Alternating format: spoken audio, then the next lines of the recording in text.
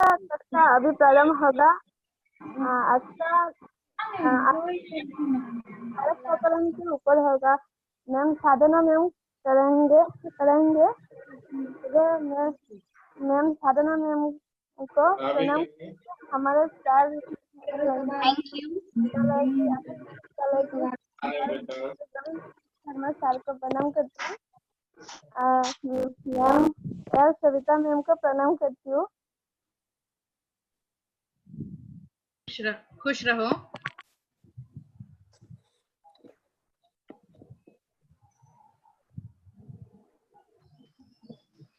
आज का क्लास अभी प्रारंभ होगा। मैम साधना मैम लेंगे। अच्छा, धन्यवाद धन्यवाद। मोनिशा, आपका भी स्वागत है। संयोजक महोदय को मैं प्रणाम करती हूँ। यहाँ पर उपस्थित सभी छात्रों का मैं स्वागत करती हूँ। कामेश्वर सिंह दरभंगा विश्वविद्यालय से यहाँ पर उपस्थित व्याकरण विभाग की assistant professor doctor L Savita Arya ma'am, मैं आपका भी स्वागत करती हूँ। Thank you ma'am. Thank you. तो अब हम इस सत्र का प्रारंभ करते हैं। अभी तक हम लोगों ने अपादान संज्ञा करने के लिए कुछ सूत्र कल हमने पढ़े थे। अपादान संज्ञा आज हम पढ़ रहे थे, कल भी इसी में थे हम लोग, जिसमें हमने कुछ सूत्र पढ़े थे। जैसे कि अपादान संज्ञा करने के लिए मैंने कल ही बताया था कि कितने सूत्र हैं। अपादान संज्ञा करने वाले कितने सूत्र हैं? मैंने 8 सूत्र बताए थे। याद है पहला सूत्र कौन सा बताया था मैंने कल? ध्रुवम अपाये पादानम। ध्रुवम अपाये अपादानम, ठीक है ना।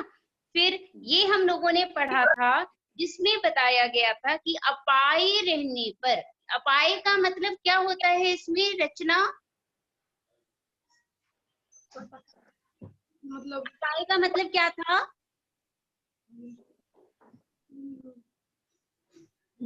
अपाय मतलब अलग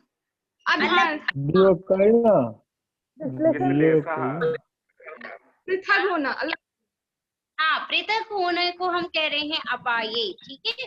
अच्छा, तो निरूपा, ध्रुवम का मतलब क्या होता है? स्थिर, स्थिर रहना। हाँ, स्थिर। जो विभाग रहने पर स्थिर हो, उसकी शाश्वत कौन सी संज्ञा होगी? शाश्वत मिश्रा।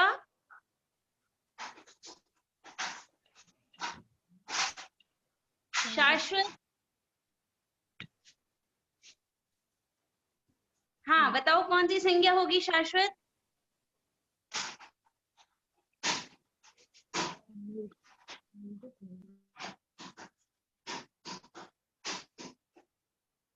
ऐसे क्लास में संख्या बढ़ाने से कुछ नहीं होगा ना। शाश्वत कहीं और घूम रहा है और बस ऐसे ही मोबाइल को रखकर चला गया। तो आप बताइए विभव कि कौन सी संज्ञा होगी ध्रुव की? अपादान संज्ञा होगी। अपादान, हाँ, अपादान संज्ञा होती है, ठीक है, बिल्कुल सही। पंचमी विभक्ति। हाँ, ठीक है। इसके बाद हमने उपाय अपादानम के पश्चात हमने कोई एक वार्तिक भी पढ़ा था, प्रकाश कुमार झा। कौन सा वार्तिक हमने कल पढ़ा था?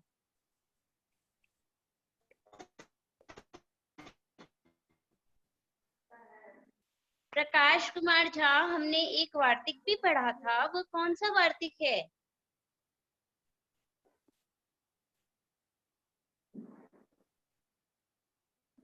राममणि पाठक, हमने कोई वार्तिक पढ़ा था।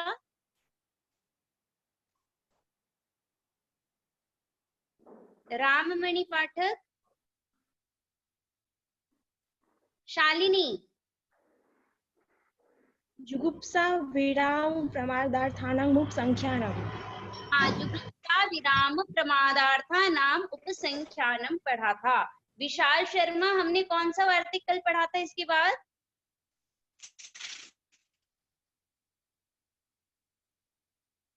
विशाल,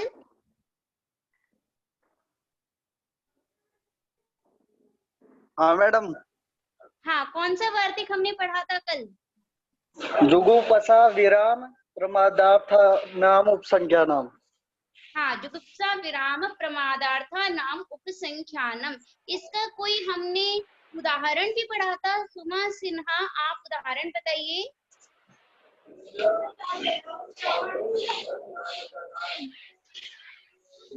हाँ बताओ, उदाहरण बताओ।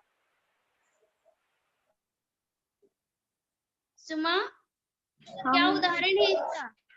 क्या? जुगुप्सा विराम प्रमादार्था नाम उपसंख्यानम का क्या उदाहरण है?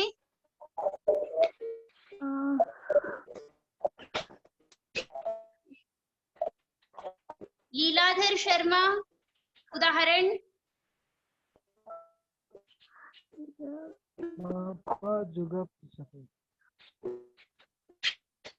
आवाज नहीं आ रही है। राममणि पाठक, उदाहरण।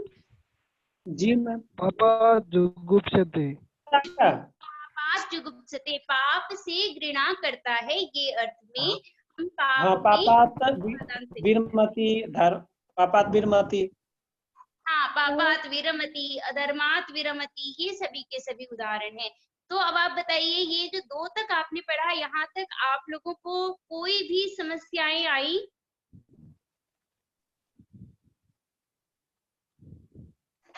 समझ गए थी। अच्छा, ठीक है। आगे हम लोगों ने एक सूत्र और 2 सूत्र और भी पढ़े थे। वो दोनों सूत्र के सूत्र बताएंगे आप लोग? वित्रार्थानाम भय हेतु हाँ, और दूसरा पराजय रसोड़ः। ठीक है, ये हमने अंतिम में पढ़ा था।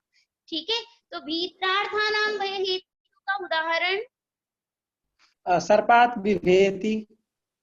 हाँ, चोरात विभेति, कुछ भी हम ऐसा कह सकते हैं। और पराजय रसोड़ः का अध्ययनात् पराजयते। हाँ, अध्ययनात् पराजयते। ये तो मुझे लगता है कि आप लोग कभी भूलेंगे नहीं।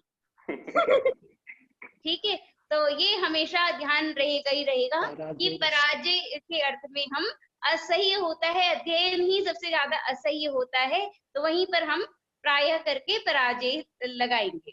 ठीक है, तो इसका उदाहरण हम नहीं भूल सकते। सब चाहे स्टूडेंट्स हो या टीचर हो, सबके लिए बेस्ट उदाहरण है।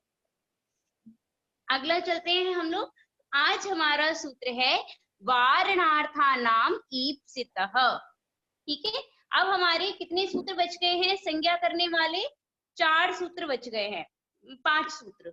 वारणार्थानाम ईप्सितः, अंतर्धो येन अदर्शनम इच्छति, आख्यातोपयोगे, जनिकर्तुः प्रकृतिः और भुवः प्रभवः। ये 5 सूत्र हैं। ठीक है, आज हम ये 5 सूत्र पढ़ेंगे और यथासंभव पंचमी विभक्ति भी पढ़ने का प्रयास करेंगे। तो पहला सूत्र में हम आते हैं, पहले सूत्र पे, वारणार्थानाम ईप्सितः। ठीक है, क्या सूत्र मैंने कहा लीलाधर? वारणार्थानाम ईप्सितः। हाँ, वारणार्थानाम ईप्सितः। तो अब आप बताइए कि वारणार्थानाम ईप्सितः में आपको कितने पद दिखाई दे रहे हैं? 2 पद दिखाई दे रहे हैं। कौन कौन से? वारणार्थानाम ईप्सितः। ठीक है ना, वारणार्थानाम ईप्सितः, ये 2 पद हमें दिखाई देते हैं। अगला ये है कि यहाँ पे कि अभी कौन सा प्रकरण चल रहा है, हम अभी क्या पढ़ रहे हैं? अपादान के बारे में पढ़ रहे हैं। ठीक है ना, तो अपादान पढ़ने के कारण यहाँ पर अध्रुवम अपाये अपादानम से अपादान भी आ जाएगी। तो अब क्या अर्थ हो जाएगा कि वारणार्थानाम ईप्सितः क्या किम भवति? अपादान। क्या होता है उसको? अपादान होता है। ठीक है, समझ में आई कि नहीं? ये अब वारणार्थानाम, यह क्या चीज है? वारणार्थानाम का क्या अर्थ होता है? वारण करना, आप जानते हैं वारण क्या होता है? छोड़ देना। हाँ, हटा देना, हटा देना। तद वारयति, उसको हटा देता है। ठीक है ना? तो हाँ, तो वारण अर्थ में क्या अर्थ होगा? वारणार्था नाम, यहाँ पे जो है वारण अर्थ में, अर्था नाम किसके साथ? तो वारण अर्थ वाली धातु होगी। तो वारणार्था नाम धातु नाम प्रयोगे, वारण अर्थ वाली धातु के प्रयोग में क्या होता है? ईप्सित जो अर्थ है, कस्य? ईप्सितस्य अर्थस्य अपादान संज्ञा भवति। क्या अर्थ हुआ? वारण अर्थ वाली यदि धातु का प्रयोग हो रहा हो तो वहां पर हम ईप्सित अर्थ वाले की अपादान संज्ञा कर देंगे। समझ में आई कि नहीं? वारण अर्थ यानी कि हटाने के अर्थ में जो प्रयोग करने वाली जो धातु होगी वो है, तो ईप्सित की संप्रदान संज्ञा कर देंगे। कैसे? तो देखते हैं, यवेभ्यो गाम वारयति। ठीक है, एक खेत है या क्षेत्रेभ्यो कर देते हैं, तो खेत में गाय चर रही है, तो हम क्या कर रहे हैं? हमें एक, हाँ बोलो, कुछ पूछ रहे हो? अच्छा, तो देखो, जब हम खेत है और गाय है, ठीक है, यहाँ पे हम गाय को हटाते हैं खेत से। क्यों? क्योंकि वह कोई जो हमारा प्रिय ईप्सित जो चीज है वो खा जाएगी, इस डर से हम गाय को वहां से हटाते हैं। ऐसे में हमारा ईप्सित क्या हुआ? यव था, यह क्षेत्र है, इसीलिए उस क्षेत्र की कौन सी संज्ञा हो जाएगी? अपादान संज्ञा हो जाएगी। समझ में आई कि नहीं? वारण अर्थ में प्रयोग होने वाली धातु की जो ईप्सित अर्थ होगा उस कारक की अपादान संज्ञा हो जाती है। ठीक, वारण का अर्थ क्या होता है इसमें? मतलब क्या हुआ? तो प्रवृत्ति विमुखीकरणम वारणम, प्रवृत्ति विमुखीकरणम वारणम।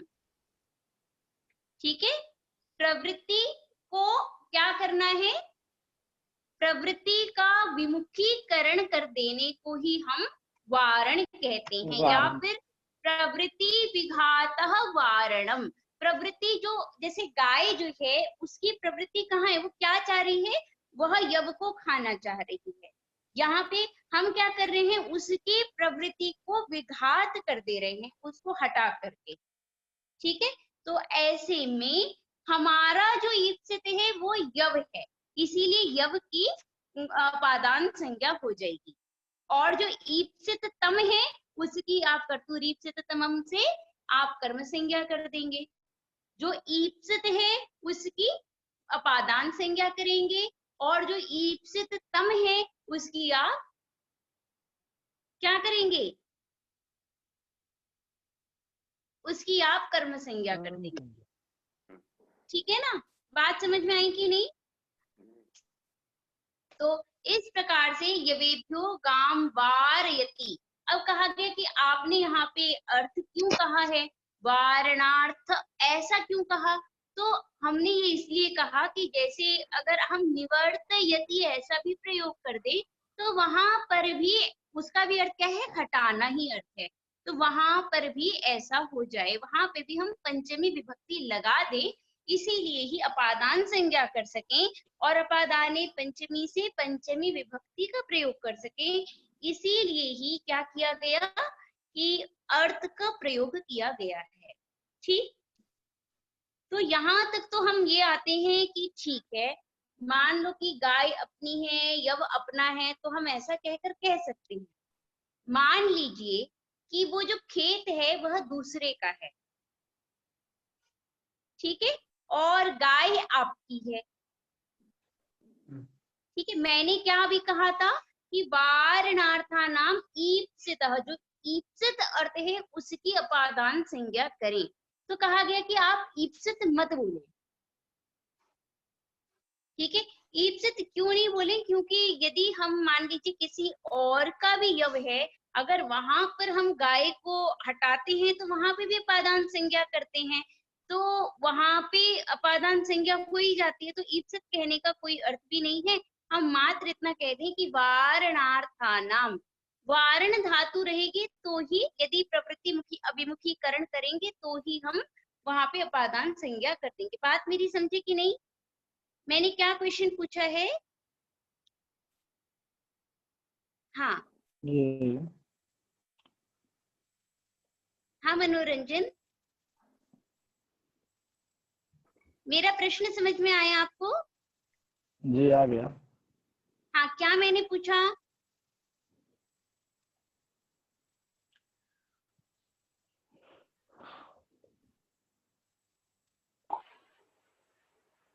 बोलो बोलो मनोरंजन।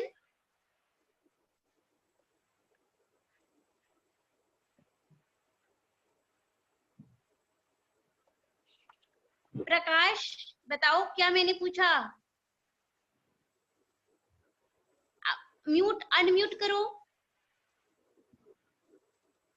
यदि दूसरे के खेत से गाय को हटाना है हाँ, तो वहां पर क्या हम उसे अपादान संज्ञा करेंगे या नहीं करेंगे? क्यों दिक्कत क्यों हो रही है? हमने सूत्र बनाया था ईप्सितः, वो खेत तो हमें ईप्सित होगा नहीं, ईप्सित नहीं होगा। है ना? तो फिर ऐसा क्यों हम करेंगे? हाँ, ठीक है, तो वहां पर भी दरअसल क्या है कि वहां पे भी हमारा ईप्सित है वह खेत। क्यों है? तो ईप्सित तम यद्यपि गाय है, कि गाय को हम नहीं भेजना चाहते दूसरे के खेत में, किंतु हमारे मन में ये भी है कि वो जो करे भोजन करेगी वहां पर, दूसरा वो खाएगी, तो उसके फलस्वरूप मुझे दंड कहीं ना मिल जाए। वो जो दूसरे के खेत में जाकर के खाएगी, वहां से मेरा संबंध का विच्छेद ना हो जाए, तो उसके लाक्षणिक लेकिन रूप एक से प्रश्न है, उसका ईप्सित है। एक प्रश्न हाँ है मेरे यहाँ पर, एक प्रश्न है यहाँ हाँ पर। हाँ हाँ, पूछो। हाँ हाँ हाँ यदि यदि यह खेत किसी दूसरे का है और गाय हमारा है, तो अगर हम खेत हाँ से हाँ, गाय को बिल्कुल। हटाते हैं, खेत से गाय को हटाते हाँ हैं, बिल्कुल तो मेरा तो जी, ईप्सित हाँ हो गया, हाँ। खेत से खेत हो गया। ईप्सित खे- खेत होगा कि गाय होगी? खेत से गाय को हटाना, गाय ईप्सित होगा। हाँ बिल्कुल। गाय हाँ तो तब तो तब हम करेंगे उपादान संज्ञा। तब तो बिल्कुल बिल्कुल। गांव हाँ, में जो क्यों? व्यक्ति करते हैं और ये करते हैं, तब तो हमको गो में गो को जो है सो अपदान संज्ञा करनी होगी। हाँ बिल्कुल। हाँ, तो सुनिए, हमने एक सूत्र पढ़ा था, कर्तुर ईप्सित तमम कर्म, वारण अर्थ में यहाँ पे क्रिया का जो ईप्सित तम है, ईप्सित तम में तो आपकी कर्तुर ईप्सित तमम कर्म ही बाध लेगा। ठीक है, तो गाय भी तो आपकी कर्म अपादान संज्ञा हो ही नहीं सकती, क्योंकि वहां पे कर्तुर ईप्सित तमम कर्म जो है वो कहेगा कि उससे बलवान मैं हूँ, तो गाय की यहाँ पे कर्म संज्ञा ही प्राप्त होगी। अब आते हैं हम यव की होगी कि नहीं होगी। यहाँ पे वृत्ति ना, मतलब कि यहाँ पे जो लाक्षणिक रूप से जो स्वामी है उसके मन में ये है कि वह दूसरे के यहाँ पे भी यव न खा ले।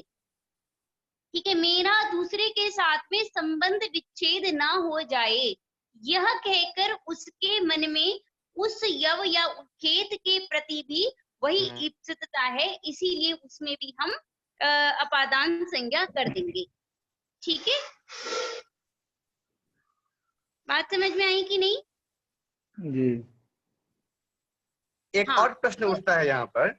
हाँ हाँ, वहाँ तो एक और सूत्र दिया गया है, तथा क्या? युक्तम चान हाँ, कानिप्सिताम। इससे भी हो सकती है। हाँ बिल्कुल,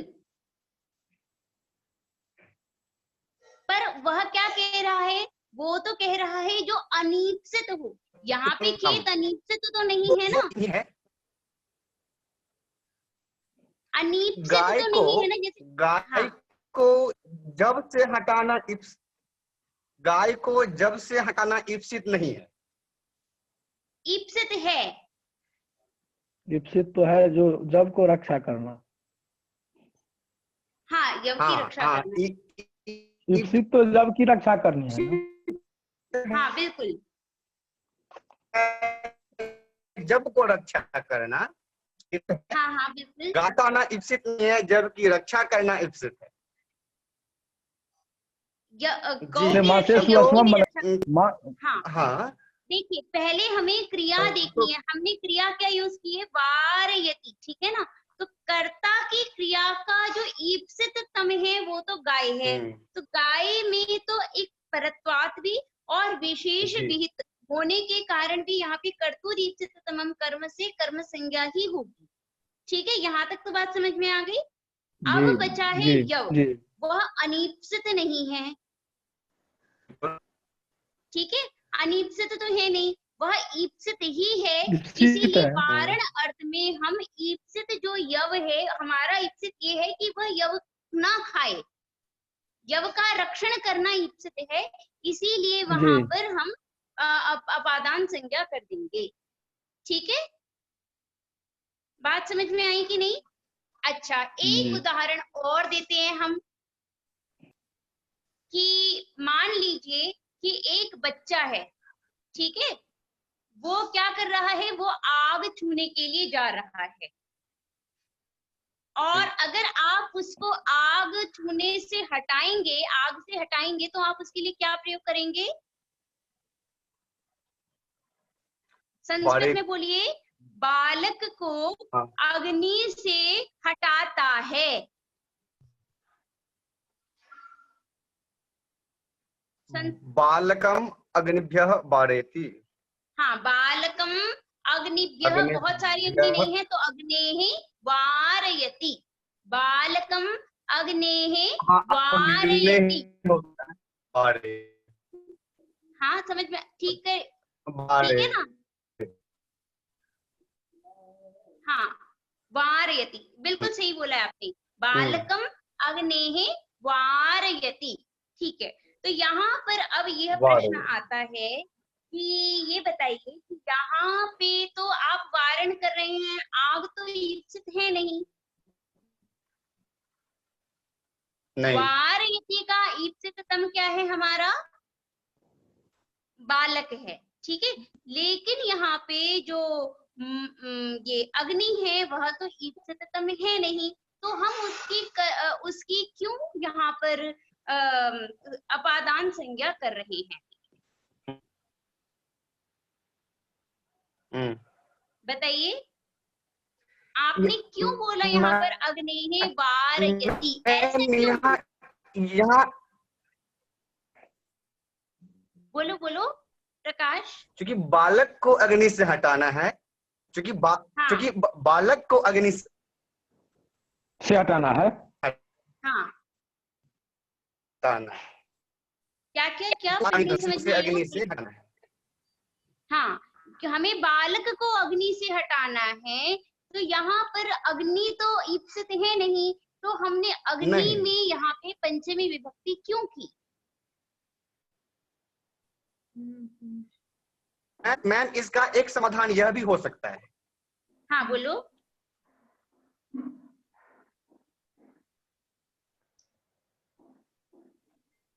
जैसे कर्तुल तो कर्ता को जो अत्यंत ईप्सित हो, उसमें उसको कर्म कारक की संज्ञा होती है, कर्म संज्ञा। हाँ। तो जैसे बालक को अग्नि से हटाता है, यह एक उदाहरण है।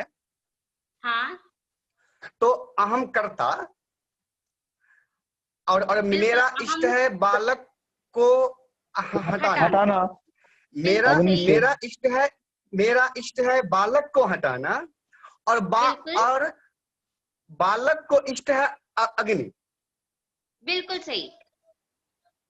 मेरा इष्ट है बालक को हटाना, अब बालक को इष्ट है अग्नि। हाँ अग्नि। ठीक है। हाँ, कर्ता का इष्ट इष्ट है जो है सो हमारा बालक। इष्ट जो है, हाँ? ठीक है, हाँ बोलिए। यहाँ पे भी हमें ये नहीं, यहाँ पे भी यही होगा कि यहाँ पर भी ऐसा ही होगा कि हमारा इष्ट तो क्या है, बालक है। आवाजें कट रही है भैया। हाँ सुनिए, यहाँ पर भी क्या है, हमारा ईप्सिततम बालक हो जाएगा, और हमारा जो ईप्सित है वारणार्था नाम, वारण का जो ईप्सित क्या है, वह ये है कि अग्निना रक्षणम, अग्नि से रक्षा करना। ठीक है, तो यहाँ पे रक्षा करने के कारण यहाँ पे हम अग्नि में क्या कहते हैं, अपादान संज्ञा कर देंगे, और अपादाने पंचमी से पंचमी विभक्ति हो जाएगी। ठीक है, अग्नि से रक्षण करना, यह जो व्यक्ति देख रहा है बालक को अग्नि के पास जाते हुए, तो उसके मन में एक ईप्सित यही आएगा कि अग्नि उसको अग्नि में दाहकता है, तो दाह से उसका रक्षा करना तो है तो होने के कारण हम यहाँ पर क्या कर देंगे, पंचमी विभक्ति, और उससे उस अग्नि से हम बालक की प्रवृत्ति विमुखीकरण कर रहे हैं, मतलब वह वहां जाना चाह रहा है और हम उसको लौटा रहे हैं, उसको रोक रहे हैं। तो यहाँ पर क्या हुआ, हमने इसीलिए अपादान संज्ञा हो गई। ठीक है, समझ में आ गई कि नहीं? क्या कोई पूछ रहे हैं, कोई क्वेश्चन? हाँ मैडम, ये एक नियम है, अपवादो यदन्यत्र चरितार्थ स्तेहि उत्तरसर्गेण बाध्यति, इसका मतलब क्या है मैडम? क्या एक बार फिर से बोलिएगा। अपवादो यदन्यत्र चरितार्थ स्तेहि उत्तरसर्गेण बाध्यति। हाँ, जहाँ पर अपवाद की स्थिति होगी, वह उत्सर्ग शास्त्र को बाध लेता है, ये अर्थ हुआ इसका। ठीक है, ठीक है। कहाँ पे आपने पढ़ा ये? हाँ कहाँ पे पढ़ा आपने ये? मैडम, ये वारणार्थ सूत्र है ना? हाँ हाँ हाँ, इसमें तो नहीं है मेरे पास वो व्याकरण सिद्धांत कौमुदी, उसके तो सिद्धांत कौमुदी में तो नहीं है बेटा। है मैडम, अर्कनाथ अच्छा, जी बाल वाली है मनोरमा ना? में? नहीं, अर्कनाथ चौधरी जी वाली है ना, बाल मनोरमा। हाँ मैडम। अच्छा अच्छा, यहाँ पर दरअसल ये आपको बता रहे हैं कि कर्तुर ईप्सित तमम कर्म जो है वह यहाँ पर अपवाद शास्त्र है। ठीक है, और अब जो बच गया है वहां पे कौन कौन सी विभक्ति प्राप्त है, तो कर्तुर ईप्सित तमम कर्म जो है वह पहले प्राप्त होगा, उसके पश्चात वारणार्था नाम ईप्सित जो है उसके द्वारा यहाँ पर पंचमी विभक्ति हो जाएगी। ठीक है, बात समझ में आ गई कि नहीं? जो ईप्सित होगा उसकी पंचमी विभक्ति हो जाएगी। मैडम, हाँ, ये यहाँ पे यव संयोगात प्रागेव ग्राम निवारयति यतीति, यहाँ पे ध्रुवम उपाय अपादान से जो है सो इसका सिद्ध हो रहा है। हाँ हाँ बिल्कुल हो रहा है।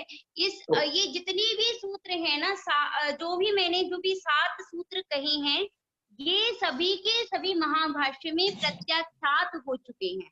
क्यों प्रत्याख्यान का मतलब क्या है कि इसकी कोई उपयोगिता नहीं है, ये सभी के सभी सूत्र जो है वह प्रपंच मात्र हैं, ऐसा बताना। ठीक है ना, ये मैंने आपको कल भी बताया था कि जितने सूत्र और अभी आप जो वार्तिक पढ़ रहे हैं, जुगुप्सा विराम प्रमादार्थानाम उपसंख्यानम, ये सभी के सभी महाभाष्य में प्रत्याख्यात सूत्र हैं। समझ में आई? प्रत्याख्यात इसलिए है क्योंकि हम केवल एक ही अलग नहीं होता, बुद्धि परिकल्पित अलग को भी हम अलग ही मानेंगे। बुद्धि परिकल्पित भी यदि अपाय है तो हम उसको भी अपाय कहेंगे। केवल काय यानी शरीर से अलग हो जाना अलग नहीं होता है, बुद्धि में भी यदि कोई अलग हो रहा है तो हम उसको भी अलग ही मानेंगे। तो जब हम वार यदि ऐसा कह रहे हैं वारणार्था नाम ईप्सिता में, तो हम यहाँ पर क्या कर रहे हैं, हम यव के क्षेत्र से ये गाय को अलग ही तो कर रहे हैं, अलग कर रहे हैं ना। तो यहाँ पर बुद्धि परिकल्पित ये रहेगा, हमने उसको अलग तो किया ही है, तो इसीलिए ध्रुवम पाई अपादानम सूत्र से ही यहाँ पर अपादान संज्ञा हो जाती, वारणार्था नाम ईप्सितः सूत्र की कोई भी आवश्यकता नहीं है। ठीक, तो उसमें कहा गया कि नहीं, इसको हमने कर्म संज्ञा न हो जाए इसीलिए कहा।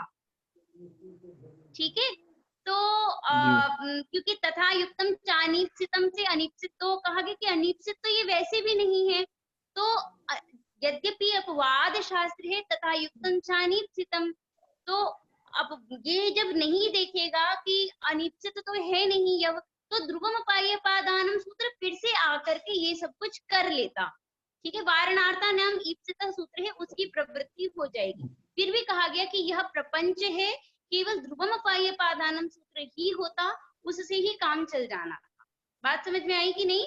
ध्रुवम पाई अपादानम सूत्र ही सब बातों को बता रहा है कि यदि अलग होना होगा तो वहां पे ध्रुव की अपादान संज्ञा हो जाती है। वारणार्था नाम ईप्सिता में भी यही बात हो रही है कि वारणार्थ यदि रहेगा, अलग करना यदि रहेगा, तो हम जो ध्रुव है उसकी अपादान संज्ञा कर देंगे, ईप्सित की अपादान संज्ञा करेंगे। यहाँ पे भी वही हम करते हैं जो ध्रुवम अपाई अपादानम में हम करते थे। बात समझ में आई कि नहीं? यहाँ पे ईप्सित कर्म, ईप्सित की अपादान संज्ञा, क्या ईप्सित की यहाँ पर अपादान संज्ञा होती है? हाँ, ईप्सित की होती है और लेकिन यहाँ ईप्सित तम की कर्म संज्ञा हो जाती है।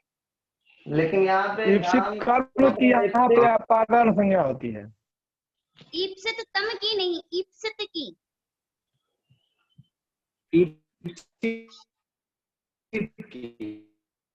क्योंकि गाय ईप्सिततम है।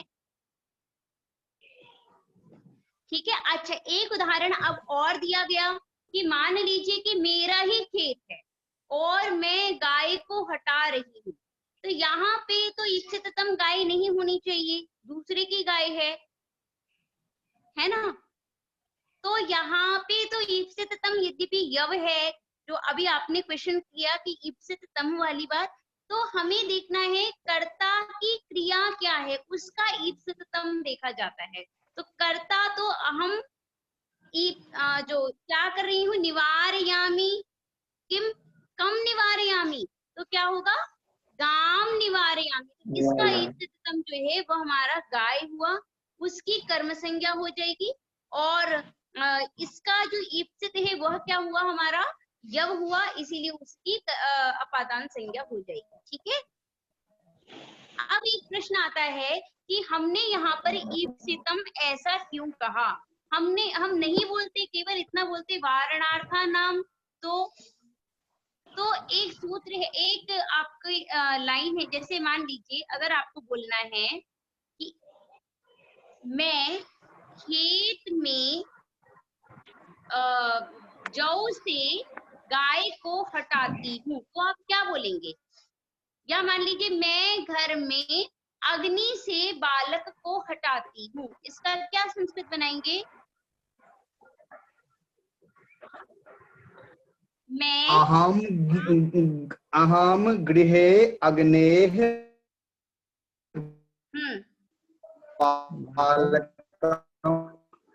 बालकम वारयामि। निवारयामि, बिल्कुल सही। अहम गृहे अग्नेः बालकम निवारयामि, ये संस्कृत बन रही है।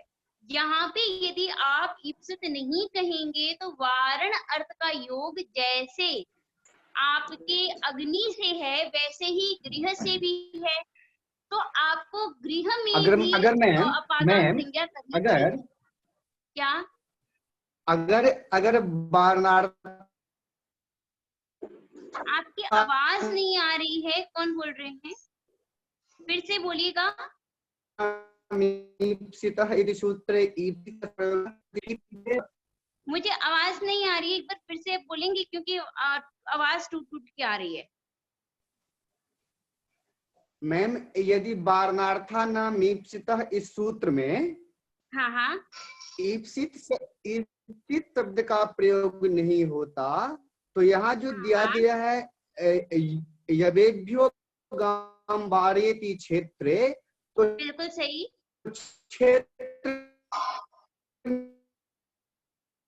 क्षेत्र में की बात क्षेत्र को भी अपादान, तो क्षेत्र को हो जाती है, हाँ, इसीलिए ईप्सित दिया गया। हाँ बिल्कुल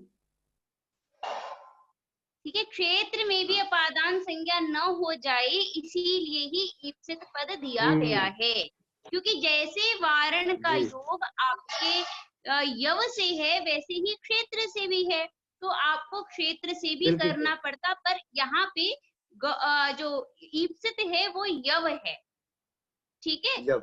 मतलब क्षेत्र की अपेक्षाकृत ईप्सित आपका यव है, यव की अपेक्षाकृत ईप्सित आपका गौ है, तो गौ में आपने पंचमी विभक्ति लगाई और द्वितीय विभक्ति लगाई, और जो ईप्सित है आपका यव, तो यव में हमने अपादान संज्ञा कर दी। ठीक है, क्लियर हुई ये बात? दीदी अगर इस दो सूत्र आदमी, में आप लोगों को कहीं पे भी कोई संदेह है? हाँ, अगर दो आदमी को हमको किसी चीज से बचाना है, उसमें एक ईप्सित है, मान लीजिए कोरोना से हमको मनोरंजन और प्रकाश को बचाना है, अब मनोरंजन ज्यादा ईप्सित है, तो फिर मनोरंजन में द्वितीय लगाएंगे और प्रकाश में चतुर्थी? नहीं नहीं नहीं, यहाँ पे आपने और शब्द का प्रयोग किया है ना, तो यहाँ पे च के साथ में हम इन दोनों को ही लेंगे, और इन दोनों से कर्ता हुई आप हुए, हम लोग हुए, और क्रिया हुई हमारी बचाना, ठीक है। इस बचाने का जो ईप्सित तम है हमारा, ये दोनों हैं जो कि और के साथ संबंधित हैं, इसलिए इन दोनों में ही हमें वो लगाना पड़ेगा, द्वितीय विभक्ति ही लगानी पड़ेगी। नहीं, मान लीजिए हमको एक ही ईप्सित है और एक से हमको थोड़ा नहीं बन रहा हो, तब तो हम एक में चतुर्थी लगा सकते हैं। नहीं, ऐसा नहीं, विभव की जो सूत्र में ईप्सित तम नहीं कहा गया, ओनली ईप्सित कहा गया। नहीं, इन्होंने, इनका प्रश्न ये है कि कर्तुर ईप्सित तमम कर्म के द्वारा इनका प्रश्न है कि ईप्सित तम जो है वहां पर हम करें, लेकिन बात ये आपके से नहीं, कर्ता की क्रिया के द्वारा क्या ईप्सित तम है, तो कर्ता की क्रिया के द्वारा जो ईप्सित तम है वह दोनों के दोनों ही है। हाँ, दोनों ही है, तो दोनों में ही तो हम इसीलिए कर्म हमें करेंगे। दोनों में ही कर्म संज्ञा लगानी पड़ेगी, ठीक है। और तो क्रिया आप तुम समम कर्म संयम से आ जी, ठीक है। और हाँ, यदि मान लीजिए कि ये दोनों एक ऐसे व्यक्ति हैं जिसमें कि आपका कोई एक ईप्सित है और उसको बचाते हुए दूसरा भी बच जाएगा, ठीक है ना, तो वहां पे हमारी क्या हो जाएगी, वहां पे हम जो है यहाँ तृतीय विभक्ति लगा दें, ठीक है ना। तो जैसे कि मान लीजिए कि बच्चे को हमें चावल खिलाना था, और पर क्या है कि मुझे तो दूध पिलाना है, बच्चे को चावल खाना है, ठीक है, तो हम क्या करेंगे, हम वो बच्चा दूध पसंद नहीं करता है, तो दूध में हमने चावल मिला दिया, खीर बना दी, और इसी बहाने उसने दूध भी पी लिया।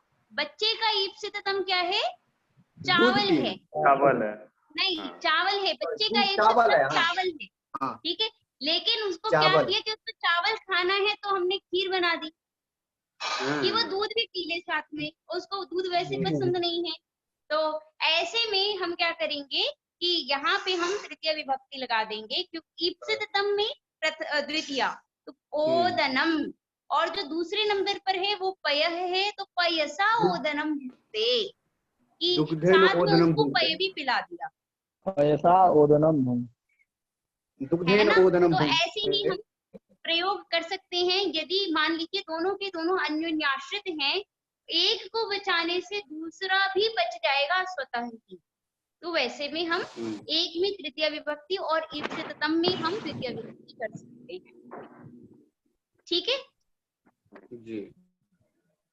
हाँ, तो इस प्रकार से हम ये हमारा वारणार्थानाम ईप्सितः कंप्लीट हुआ। मैडम व्री वर्ण धातु है, आगे चलिए, व्री वर्ण धातु है यहाँ पे, तो गाम जो है यहाँ पे वो ईप्सित अप्रयुक्त अपादान संज्ञा उसका नहीं होगा ना। किसकी? गाम जो है यहाँ पे, गाम इत्यत्र हाँ हाँ ईप्सित तत्व अप्रयुक्ता अपादान संज्ञा न होगा। हाँ, यहाँ पर ऐसा बताया गया कि गाय जो है वह तो ईप्सित है नहीं, तो वह ईप्सित है तो उसकी अपादान संज्ञा हो जानी थी, तो पर वह ईप्सित तम होने के कारण उसकी अपादान संज्ञा नहीं होगी, ये बताया गया। ठीक है, बात समझ में आ गई कि नहीं?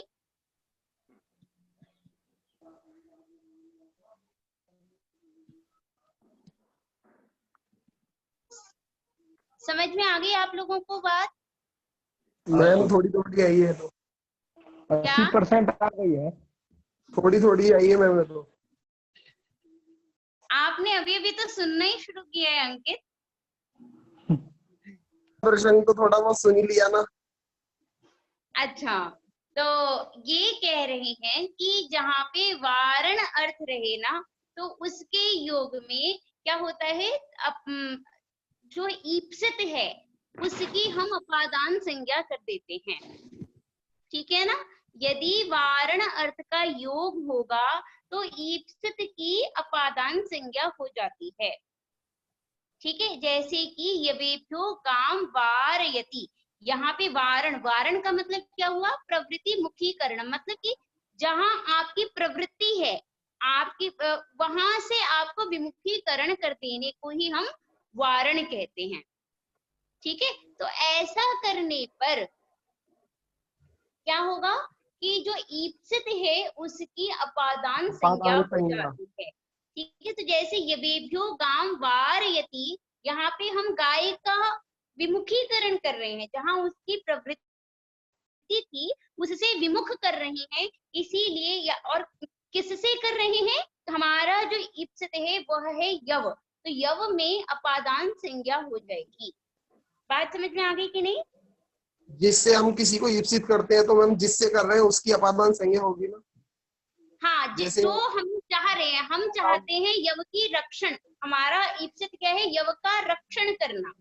ठीक है, यव का रक्षण को मन में रख के हम गाय को वहां से हटाते हैं, तो यहाँ पे ईप्सित जो है वह यव हुआ। ठीक है, इसीलिए इसकी अपादान संज्ञा हो जाएगी। अब आपके मन में होगा कि जैसे ईप्सित हमारा यव है वैसे ही गाय भी है, तो गाय की नहीं होगी क्योंकि वह ईप्सित तम होने के कारण कर्तुर ईप्सित तमम कर्म उसको बाध लेगा, वो कहेगा कि ये इसमें कर्मणि द्वितीय ही होगी। बात समझ में आई कि नहीं? और जो बच गया यव, तो यव में हम अपादान संज्ञा कर देंगे। क्लियर हो गई बात? जी मैम। आगे चलें? Yes ma'am.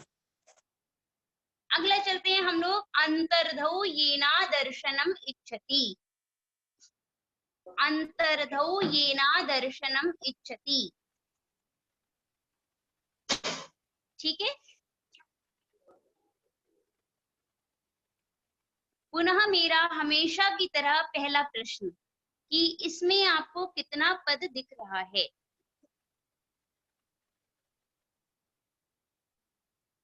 तीन है मैडम मेरे हिसाब से।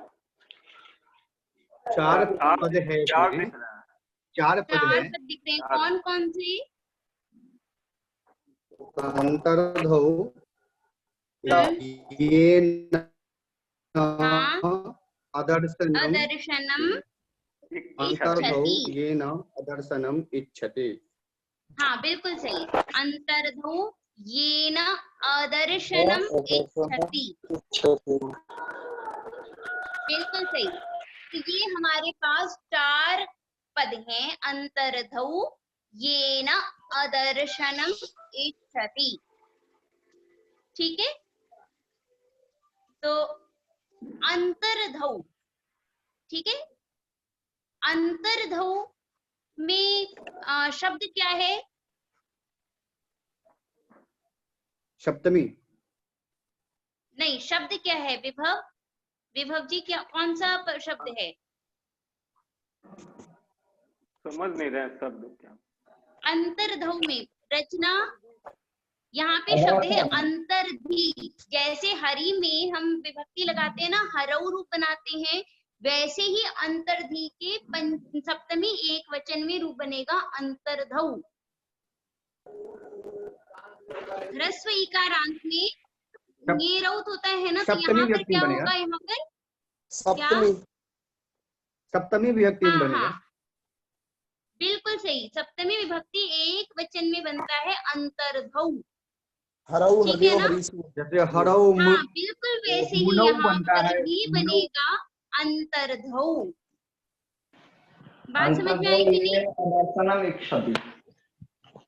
हाँ, अंतर्धौ येन अदर्शनम इच्छति। ठीक, अंतर मतलब यहाँ पर ये हुआ कि व्यवधान रहने पर, अंतर्धी का अर्थ क्या हुआ, व्यवधान। व्यवधान होने पर, इतनी बात समझ में आई, व्यवधान होने पर अंतर्धौ का अर्थ हुआ ये। ठीक है ना? अगला चलते हैं हम लोग, ये ना। ठीक है, यहाँ पे जो है येन में तृतीया विभक्ति हुई, एक वचन में येन बनेगा।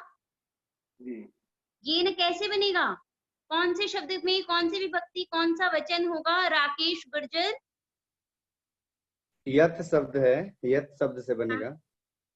और विभक्ति तृतीया एक वचन। शाबिका दास, कौन सा येन कैसे बनेगा?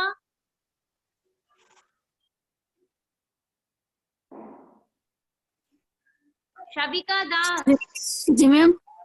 हाँ, येन कैसे बनेगा? येन में कौन सा पद है, कौन सी विभक्ति, कौन सा वचन?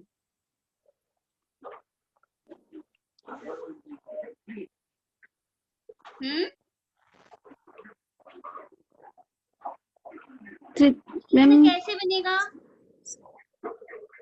इन। क्या बोल रहे हो?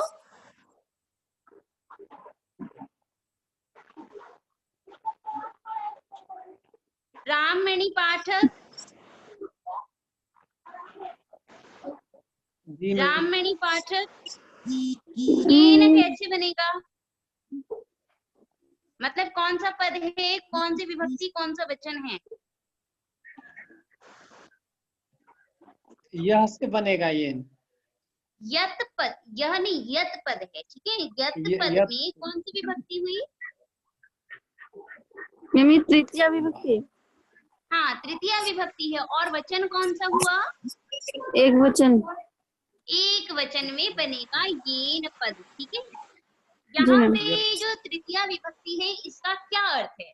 इसका अर्थ है कर्त्री, मतलब कर्ता और करण दोनों में तृतीया विभक्ति होती है, तो यत कर्तृकम। ठीक है, जिससे क्या है, अदर्शनम।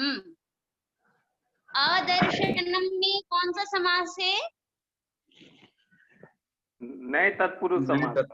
नए तत्पुरुष समास है। इसका विग्रह कैसे होगा? दर्शनम न दर्शनम अदर्शनम दृश्य धातु से करण में ल्युट प्रत्यय करने पर। बिल्कुल सही है। तो न दृश्यते अनेन इति दर्शनम और न दर्शनम इति अदर्शनम, यह तो यानी कि यत कर्तृकम अदर्शनम। ठीक है, इच्छति। अब हम आते हैं इच्छति।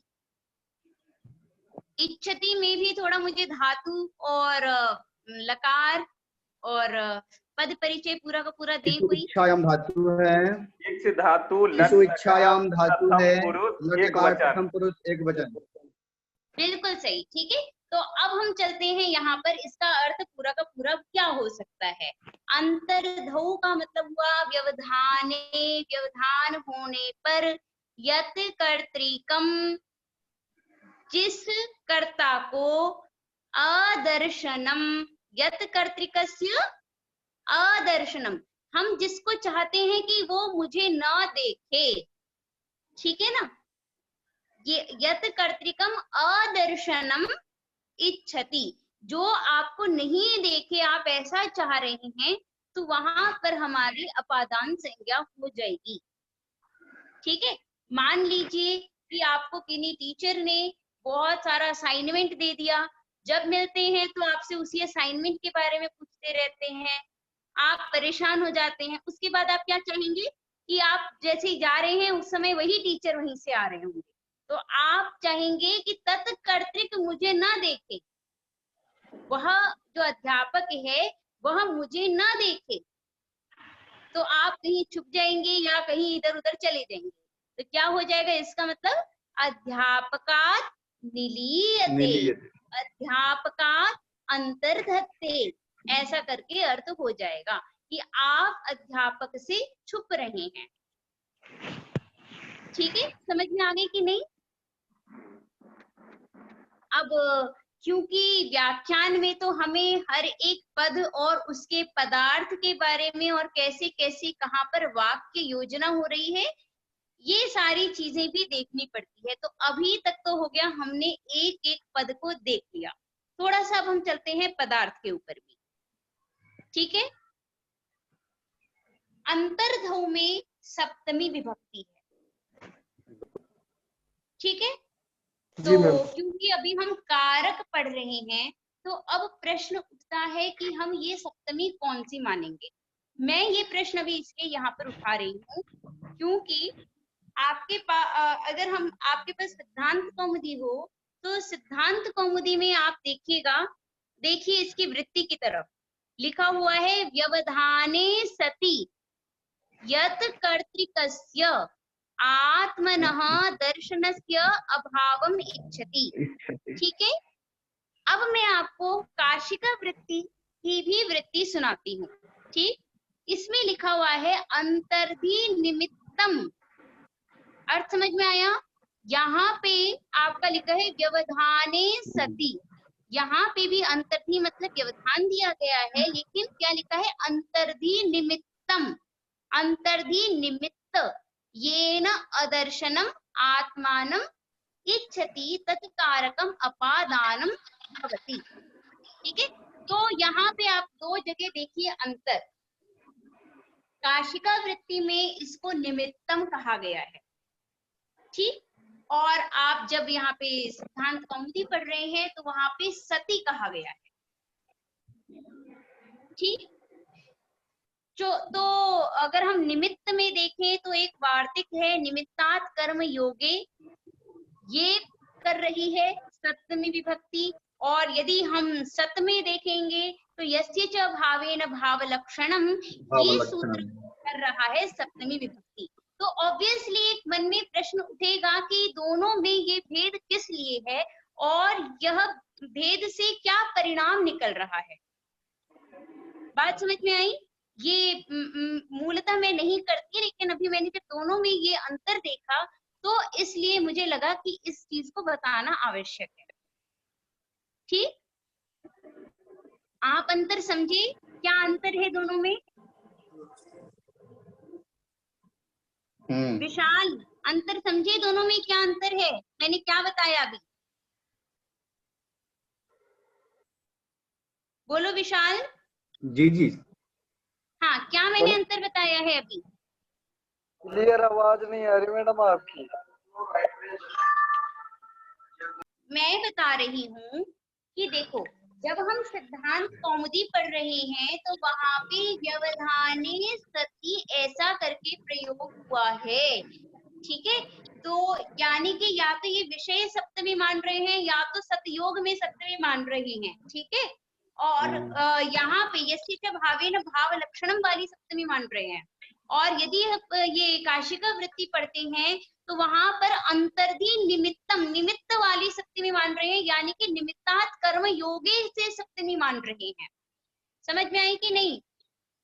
बिल्कुल। इन दोनों में अर्थ क्या है, पहले तो आप इसको समझ लीजिएगा कि एक ये यहाँ पर ये बात ये आ रही है सिद्धांत कौमुदी में, साथ ही साथ में पदमंजरी में भी। ठीक है, न्यासकार तो निमित्त सप्तमी मानते हैं, किंतु पदमंजरीकार भी निमित्त सप्तमी नहीं मानते हैं, वो भी निमित्त सप्तमी का खंडन करते हैं।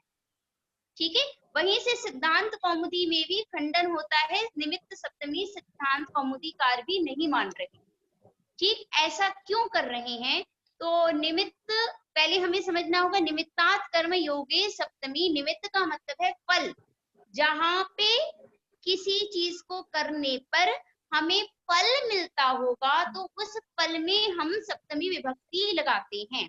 जैसे कि कोई द्विपिनम या कोई हाथी को मारता है, हाथी को किस लिए मार रहा है कि उसको दांत मिल जाए, उसका दंत मिले, ठीक है। तो हम इसके लिए क्या कहते हैं, दंतयोर कुंजरम हंति,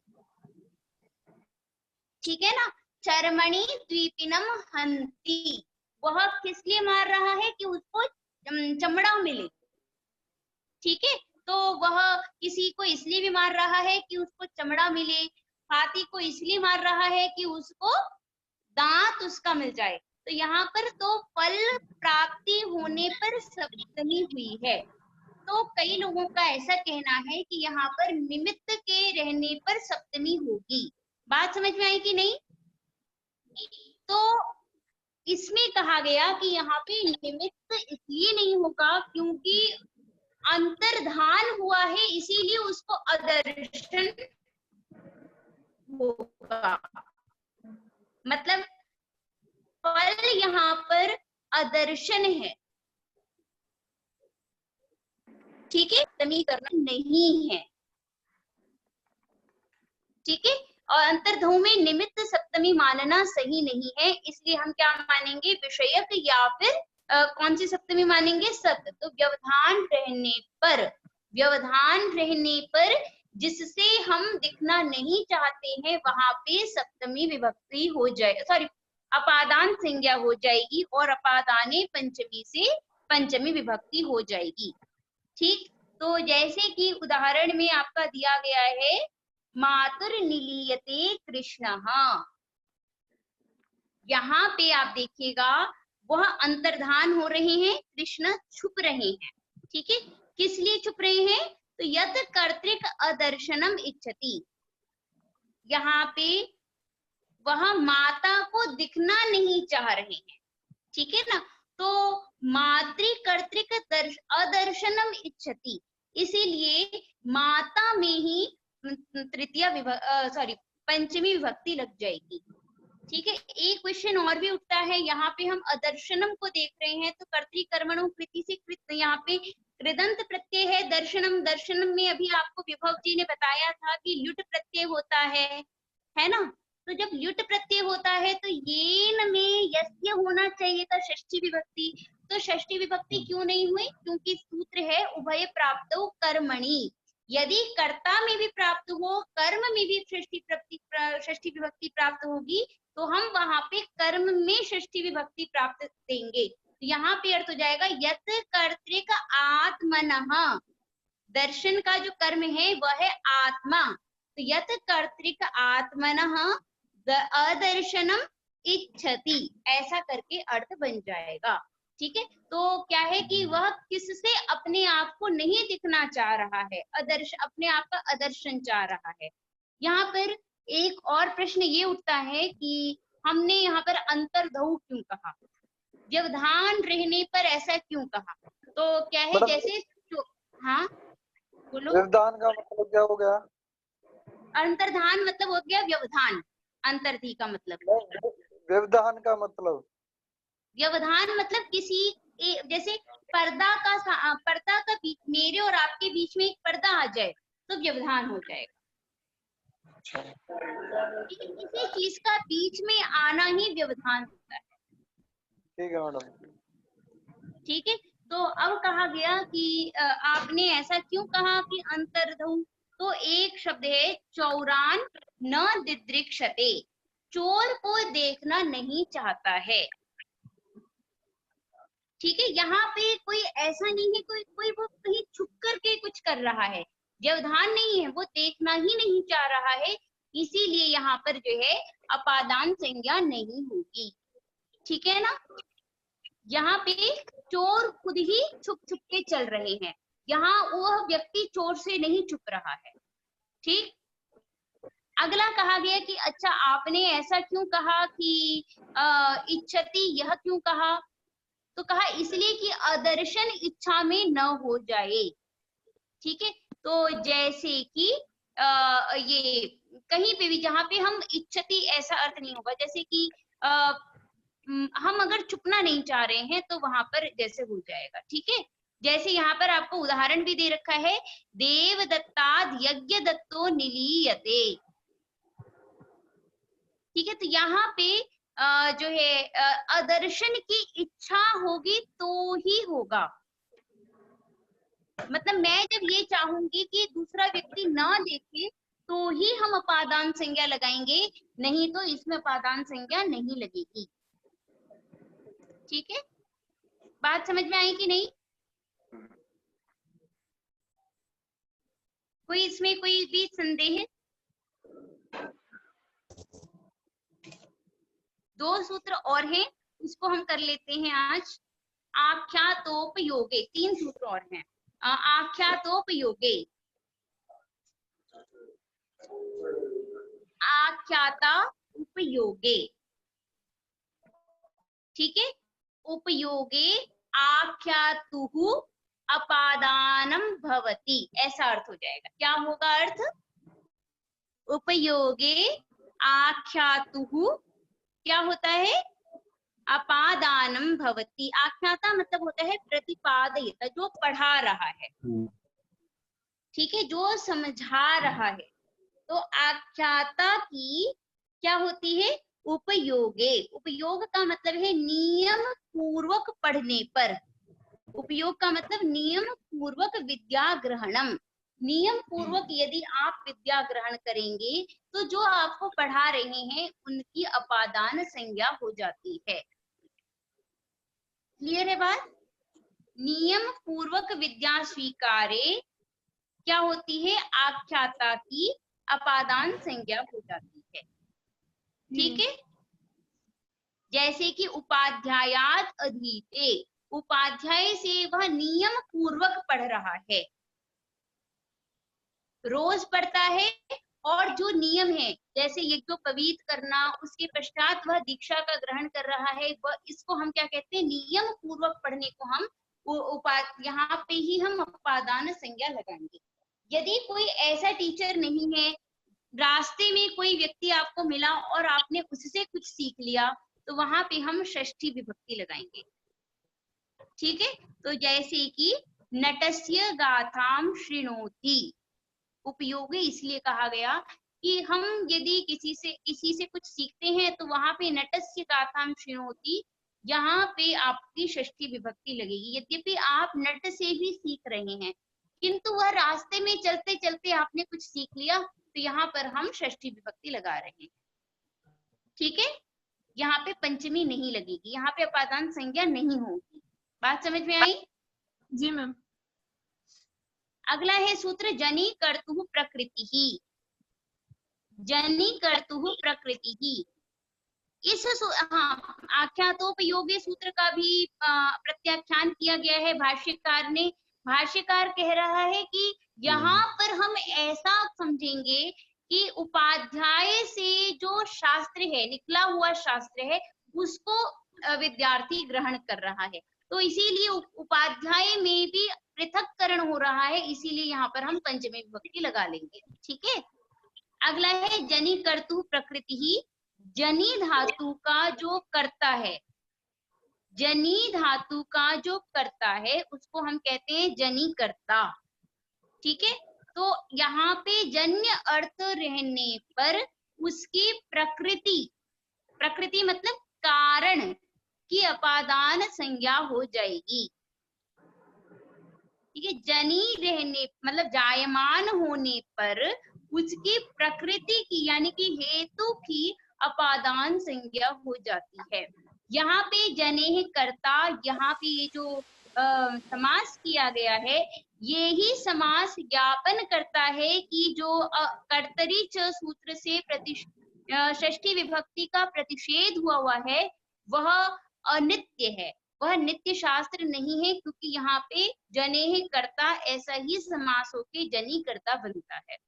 ठीक है, तो जन्यर्थस्य कर्ता मतलब जो जायमान हो, उसकी जो प्रकृति यानी कि कारण है उसकी अपादान उस संज्ञा हो जाती है। ठीक है ना। कारण जो होता है आपको बता दें कि हम यहाँ पे दोनों के दोनों कारण मानेंगे। दो प्रकार के कारण, एक उपादान कारण और एक सहकारी कारण, जिसको कि न्याय की भाषा में निमित्त कारण कहा जाता है, और एक समवायी कारण भी मान सकते हैं। ठीक है। तो यत् संवेतम कार्यम उत्पद्यते तत् समवायी कारणम भवति। ठीक है। और दूसरा कि जहाँ पे निमित्त कारण होगा, तो जैसे कि घट के प्रति मृत पिंड जो है वह समवायी कारण है, तो मृत पिंडात घटः ऐसा करके प्रयोग हो सकता है। ठीक।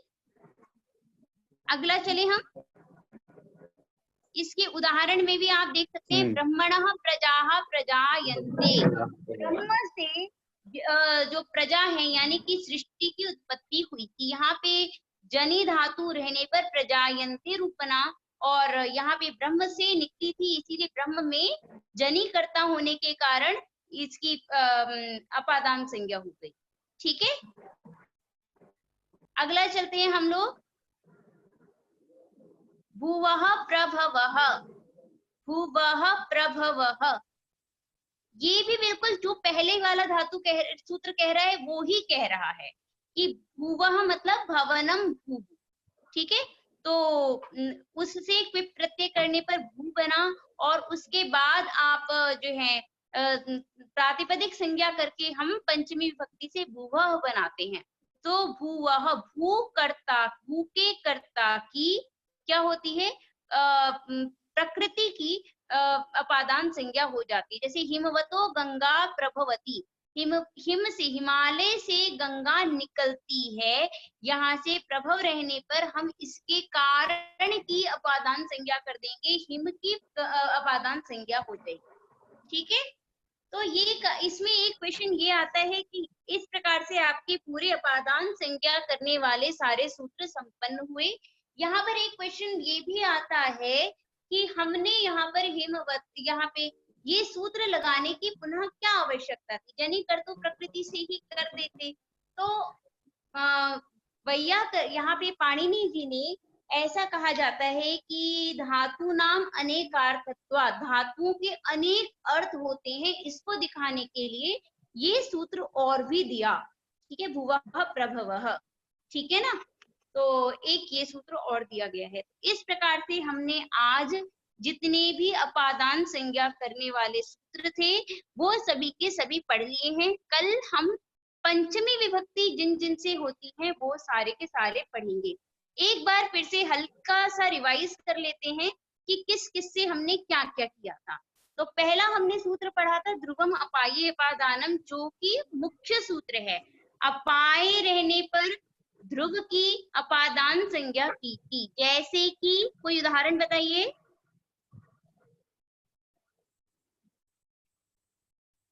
आप सभी पुस्तकें बंद कर लें, पुस्तक बंद कर लो। अब हम केवल, हाँ क्या बोला उदाहरण आपने? शकटात अवतरत, शकटात अवतरति, बिल्कुल हम शकट से उतरते हैं, यहाँ पे हम शकट से अलग हो रहे हैं। ठीक है। अगला हम लोग चलते हैं कि हमने इसके बाद जो सूत्र पढ़ा था वो हमने पढ़ा था जुगुप्सा विराम प्रमादार्था नाम उपसंख्यानम। यहाँ पे हमने जुगुप्सा, यहाँ पे कोई एक उदाहरण दीजिए। बिना पुस्तक देखे हुए पुस्तक को बंद कर लीजिए। जुगुप्सा के योग में पापा जुगुप्सते अधर्मात् विरमति, ये सारे उदाहरण। भीत्रार्थानां भय हेतु, जिससे डरे उसकी भी अपादान संज्ञा हो जाती है। जैसे कि चौरात विभेति, चोर से डरता है। ठीक है। अगला पराजय, बिल्कुल आगे है चोरात विभेति, सॉरी पराजय रसोड़ः, पराजय रसोड़ः, पराजय रहने पर असही अर्थ में अपादान संज्ञा होती है। जैसे कि अध्ययनात् पराजयते, अध्ययनात् पराजयते, बिल्कुल सही है। अध्ययनात् पराजयते, युद्धात् पराजयते। बिल्कुल सही। अगला है हमारा वारणार्था नाम ईप्सितः। वारणार्था नाम ईप्सितः का उदाहरण यवेभ्यो गाम वारयति, यवेभ्यो गाम वारयति, छात्रान वारयति। हाँ पठनात् क्या अग्नेः छात्रान् वारयति, बिल्कुल सही। अगला है सूत्र हमने पढ़ा था, अंतर्धौ येना दर्शनम इच्छति। अंतर्धौ येना दर्शनम इच्छति, व्यवधान रहने पर जिससे नहीं दिखना चाहते हैं उसकी भी अपादान संज्ञा हो जाती है।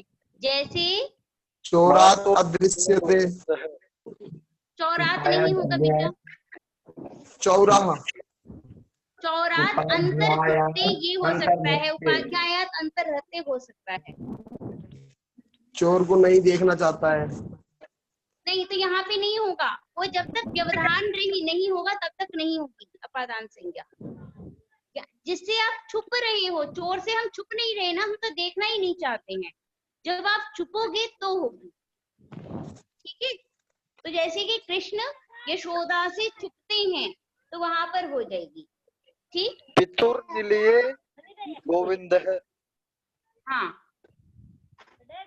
क्या, पितुर निलियते गोविंद है। हाँ, गोविंदः पितुः निलीयते, बिल्कुल सही।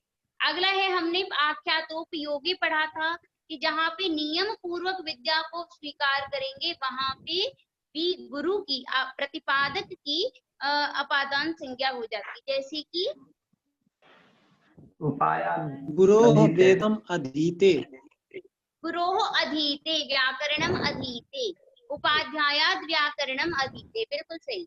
इसी प्रकार से हमने दो सूत्र और पढ़े थे, जनि कर्तु प्रकृति का भी उदाहरण बता दीजिए। ब्राह्मणः पर्याय पर्यायते। हाँ, और भी कोई उदाहरण बताइए इसके अलावा, और कहाँ से क्या होगी? हाँ, मृत्तिका घटः जायते, ठीक है, ऐसा करके भी हो जाएगा। अगला ये है कि जनि कर्तु भुवः प्रभवः हिमवतो गंगा हिमालयात गंगा प्रभवति, हिमालयात गंगा प्रभवती, ऐसा करके ये उदाहरण हो जाएगा। इस क्षेत्रात् प्रकार अन्नं से हम भवति। लोगों ने, हाँ बिल्कुल सही, कश्मीरेभ्यो विस्तरात् प्रभवति।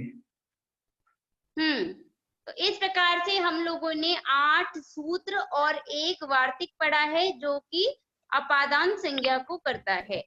ठीक है, आप लोग इसको अच्छे से एक बार देख लीजिएगा, कल कोई भी क्वेश्चन होगा तो वो भी पूछ लें, और फिर कल हम पंचमी विभक्ति पढ़ेंगे।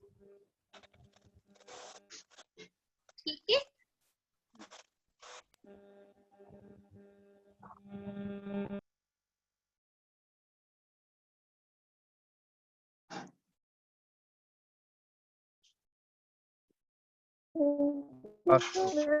नमो नमः। धन्यवादः। आज का कक्षा समाप्त होता है, फिर हम 3 बजे तक कक्षा में मिलेंगे। मैम पार्टिसिपेट का भी धन्यवाद। ठीक है, थैंक यू मैम। ठीक, सभी को धन्यवाद। धन्यवाद। धन्यवाद।